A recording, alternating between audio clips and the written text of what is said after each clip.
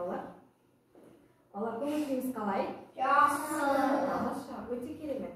Ал керемет көңіл-күйімізді көңіл-күймен бастау үшін бүгін керемет шаттық шеңберін құрып алайық.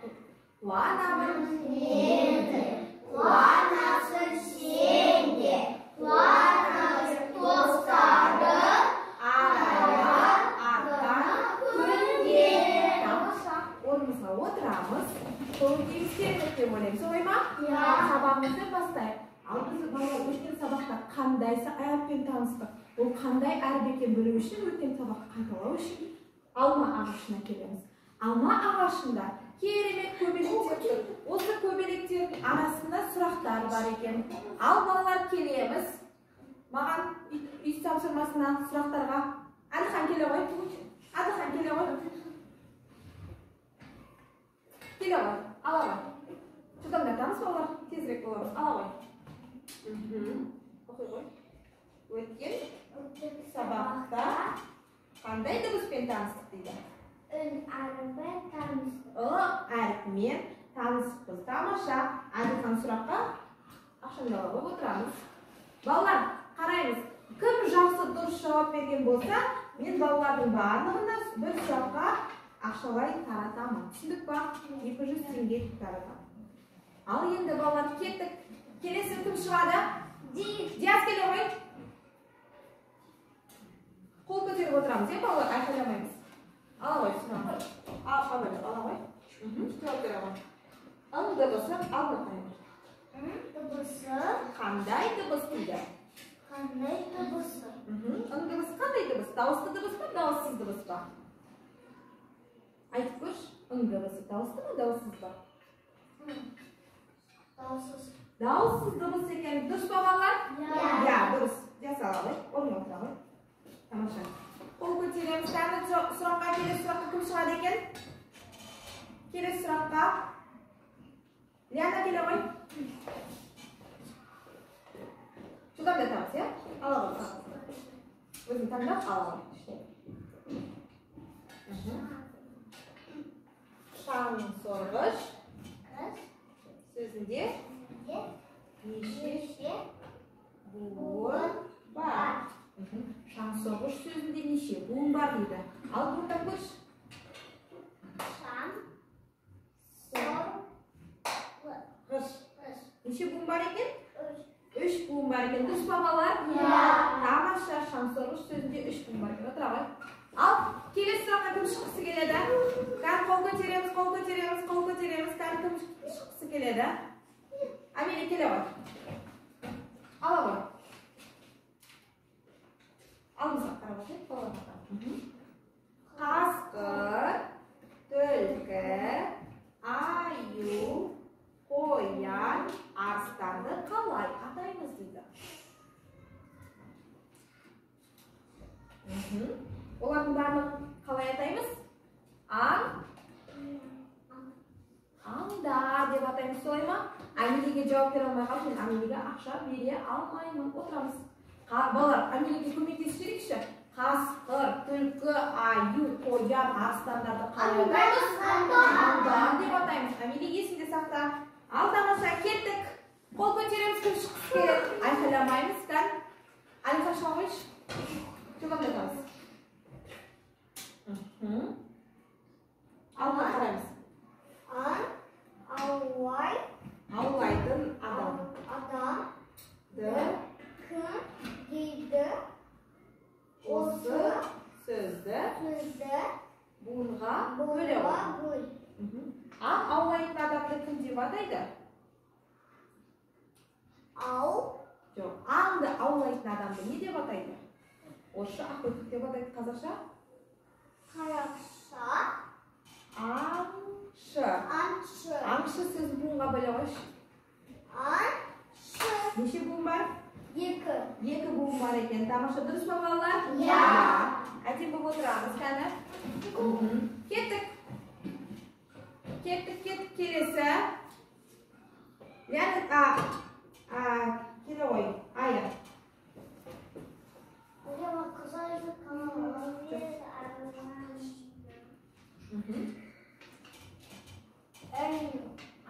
Ың дыбысы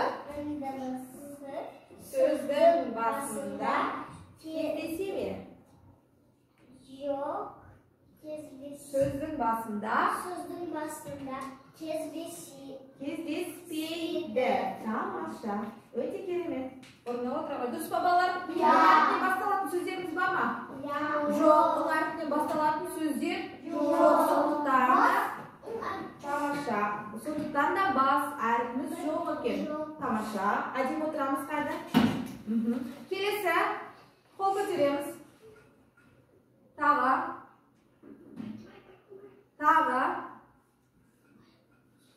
Айсұлтан келе ғой. Жылдам айтамыз балалар. Жылдам оқымыз келе ғой. Тез уақытымыз бәрі кетіп жатыр. Дыбысы. Сөздің ортасында кездесе ме? Мысал келтір дейді. Ың дыбысы сөздің ортасында кездесе ме, Айсұлтан?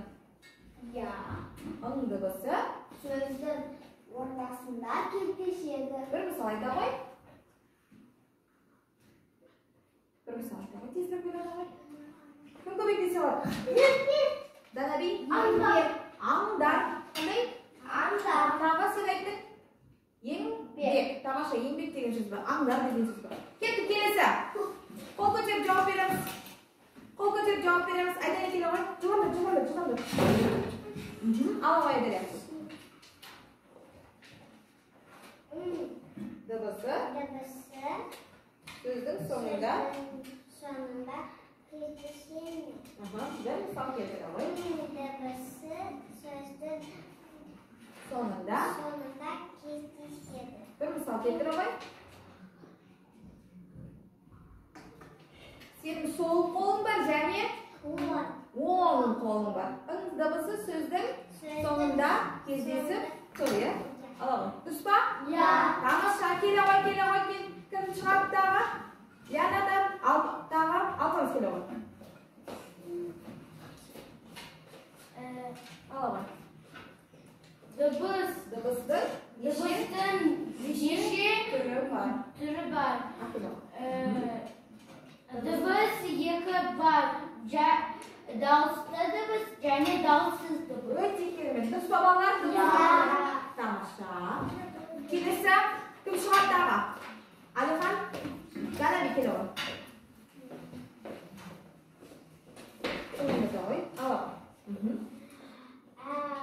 Әріпті біз не істейміз? Және айтамыз. Дұрыс па балалар? Дыбыстарды біз не істейміз? Көреміз және жазамыз. Тамаша. Өте керемет. Дұрыс па? Тамаша. Ал балалар, біз өткен сабағымызда қайталап болдық. Өте керемет жауап бердіңдер. Керемет жауап бердіңдер. Қолымыздағы ақшаны бір шетке қойып, әдемі болып отырайық. Кәне? Аяқ қолыңызды жинап, кәне? Ал балалар, жаңа сабақты бастау үшін мен сендерге кім тапқыр ойынына сұрақ қойғым келіп тұр. Жағада бар, мұқият тыңдаймыз. Жағада бар, сайда жоқ. Тағада бар, тайда жоқ. Қол көтереміз, айқайламаймыз. Ғалияда? Ол дыбысы. Ғ дыбысы. Қайдан білдіріп? Айтып көрейікші. Жағада бар. Қандай дыбыс естіп тұрмыз? Ал сайда жоқ екен. Тағада бар.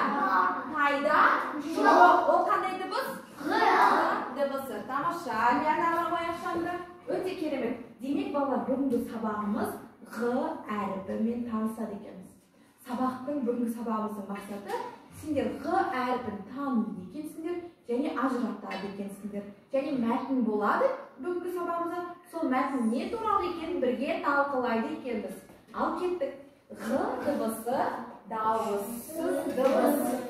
Айтып көрейікші бірге үшіліп қайталаймыз. Ғ дыбысын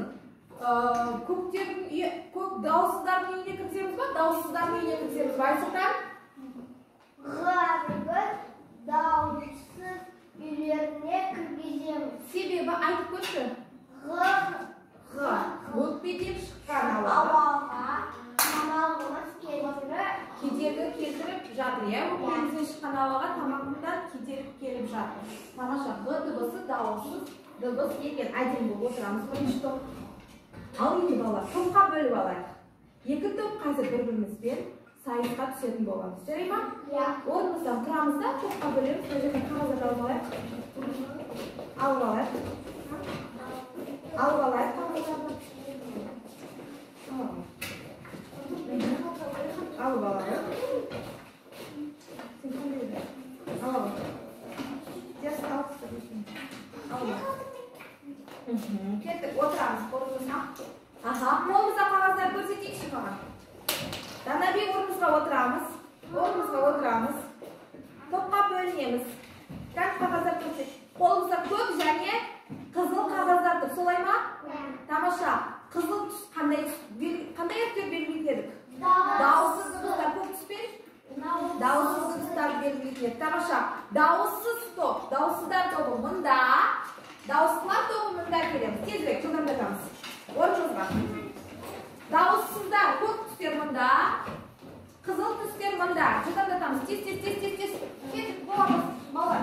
Жылдамдатамыз. Болды па? Орнымызды таптық па? Болды, қоясың.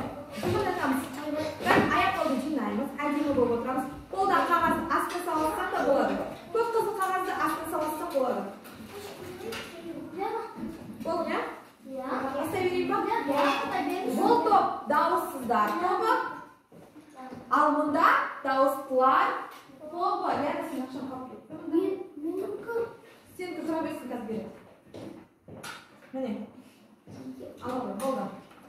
Мұнда дауыссыздардың тобы, мұнда дауыстылар тобы. Өте керемет.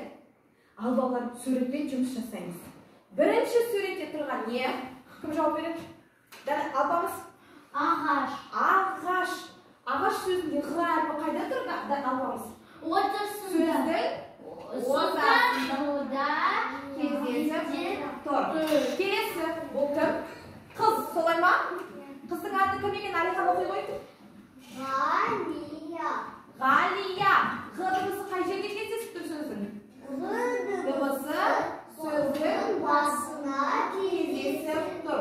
Демек, балалар, ғы дыбысы сөздің басында кездеседі екен. Және сөздің ортасында кездеседі екен. Ғы дыбысы бірақ балалар сөздің соңында кездеспейді. Ғы дыбысы тек сөздің басында және ортасында кездеседі екен. Әдемі отырайық. Тез ойла, сөз ойла. Балалар, тезірек ойланамыз. Суреттерге мұқият қараймыз, бір қарап шығамыз кән. Қандай сөздер бар? Алпамыз? Ағаш, тамаша. Данаби? Бұғы, тамаша. Айсыға? Торғай тағы. Мынау не? Кім айта алады? Шалғы, тамаша. Бұғы, торғай, ағаш, шалғы. Ал бұлар кімдер? Олар кімдер? Айсыға? Жоқ. Ғарышкерлер, тамаша. Ғарышкерлер, өте керемет. Ал балалар, артығын тап ойынына келді. Бұл жерде қалай ойнаймыз? Суреттерде нелер бейнеленген? Бұл қандай қыз? Жоқ. Бұл қандай қыз? Қарға. Бұл қандай қыз? Шағала. Қандай қыз? Шағала. Бұл не? Сағат. Ал енді бұл жерде қайсақ? Сағат артық неге? Себебі мұнда сағат құс емес, е? Бұлардың барлығы құстар, ал сағат бізде құс емес. Демек бұл артық екен. Тамаша. Мәтінмен жұмыс кітабымызға қараймыз. Мәтінмен жұмысты бастаймыз. Тізбектеп оқу арқылы мәтінді тыңдап отырамыз. Жарай ма? Тізбектеп оқимыз. Оқығаннан кейін сіздерге сұрақ қоя бастаймын. Солай ма? Бірінші мәтінді кім оқиды? Бірінші мәтінді кім оқиды? Яна. Бірінші. Кітабымызды ашамыз, дайындаламыз, жылдамдатамыз. Данаби бола ғой. Яна оқи ғой сен. Кеттік. Күзетеміз бәріміз, кән? Яна, мысыға. Күзетіп отырмыз. Bastaydı. Kettik. Kettik. Lena. Ya. Toq. Tar. Tal. Lat. Aydın. Ağalar. Garış. Kerler. Garış kerler. Tamaşa. Arkaday. Amine oku koy. Güzel oturdunuz mu barınız? Ya.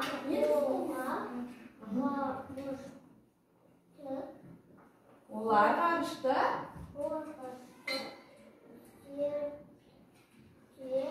Tamaşa. Alifan oku koy. Galibiyet, karış, karış gelir, kuralı bilirdi. Tane bir oku koy. Bu karışken ruhdu, armandaydı. Aha. Tamaşa. Metnin takırı karış kerler eken. Toxtar, Talgar, Aydın ağalar. Karış kerler. Kim der eken? Karış kerler. Olar karıştı zerttedi. Galipbek garışkerler turalı biledi. Ol garışker boluda armandaydı. Tushunduk ba? Ya. Al endi so'roq qo'yam. Bizning garishkerlarimiz kim ekan? Kosmonavt. Durust qo'y, ular kimdir? Atlarni aytib so'raman. Atlarni aytib. Yana kimdir? To'xtar, Talgar, Aydın. Tamaşa. Aydın ağalar ular garishkerlar. Al bog'lar ular ne istedi qarshida? Zerttedi. Ular qarshi sog' bo'lib, qalbimiz sog' bo'ladi. Galipbek garishkerlar turali biladimi? Biladi ekan. Tamaşa. O ne narmandaydi Galipbek? Ne narmandaydi ekan? Garishker bo'ldi, armandaydi. Tamaşa. O'ta kerak. Al bolalar o'rningizdan turib, serpilsak o'rnida bo'ling. Ajin bo'lib turamiz. Ketdik. Saatning tilini iyilib, o'ng'a bir. Saatning tilini iyilib, so'lga bir. O'ng oyoq, so'l oyoq, jattigu, o'ng oyoq. Tamaşa o'rnimizga o'tiramiz. Al bolalar, daftarмен жұмыс. Daftarimizni ашamiz. Chiqimda. Qani meni daftar.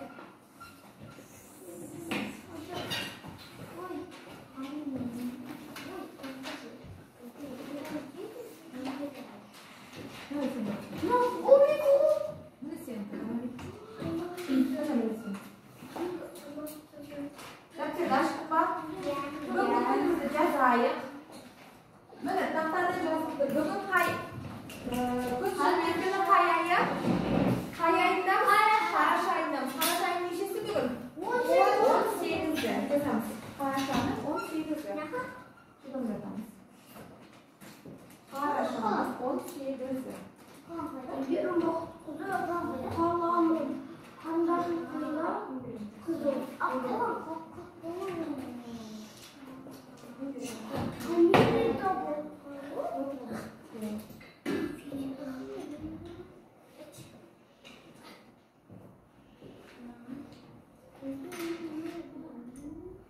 Bu meniki değil.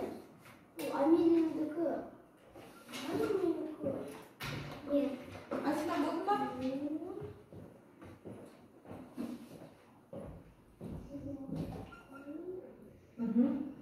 Aslında yazabilir sözünü toplayalım. Yazabilir. Tutalım. Bu kapıyı temiz arayın. Tutalım. Ayağımı bir orada sağlasın kalır. Göstermeyin. Git. Yazamız bastayız. Жазу жолынан шығармай, әдемі көркем етіп жазамыз.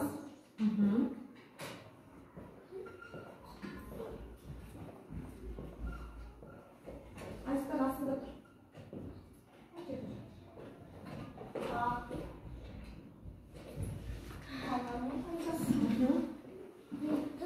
Болғандар қалай отырамыз? Men oğlum zır kaldı. Ne dostum kaldayım çok. Болды. Қажа қажа сенің жұмысы. Дұрыс жаза бер. Yok meni tutmaydı. Неге апам сейіп тұр? Болды менде. 8.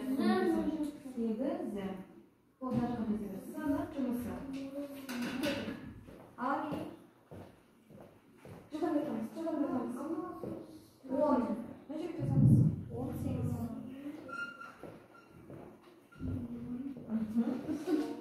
Acaba oldu. Tamamsa o'ta kerak. Yozuvga da qaraymiz, aytilib yozamiz.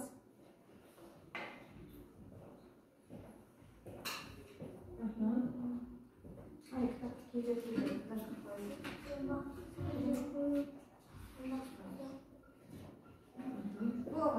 kitobni bo'lib bor.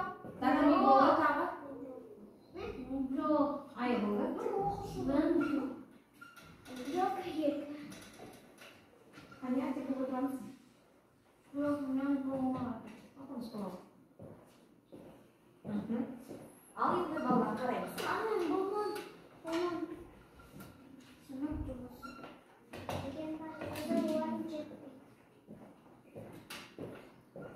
Mana shu hujjatlasizmi? Tasma odası. Yo'q, yangi. Ben boğar. Tamosha.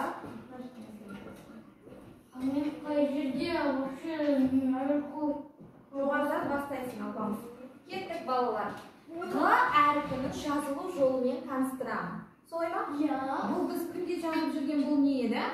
Yozuv yo'limiz edi. So'yma? Ya. Yozuv yo'lida G harfini jo'g'aridan tayoqlarni boslaymiz. Jo'g'aridan ko'lbel siziq. O'ngga qaraysan, ko'lbel siziqdir. Siziq ikkinchi sizig'ima chet tizim. Ya'ni qayram. Ya'ni qay harfning elementi kerak bizga? B harfining elementi kerak.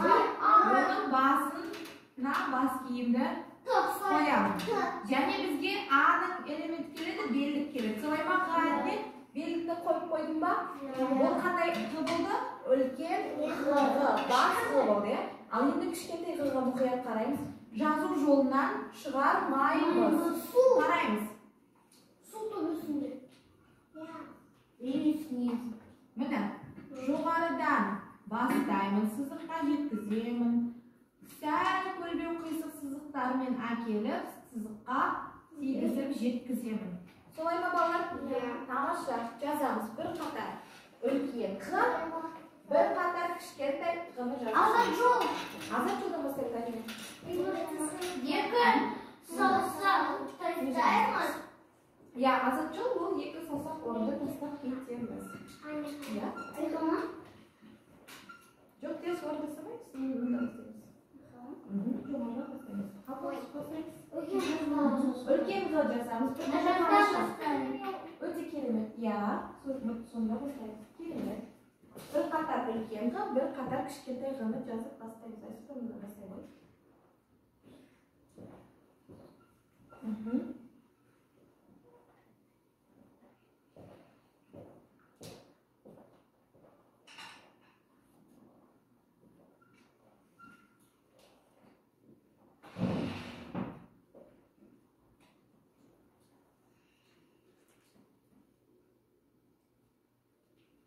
Qalay o'tamiz?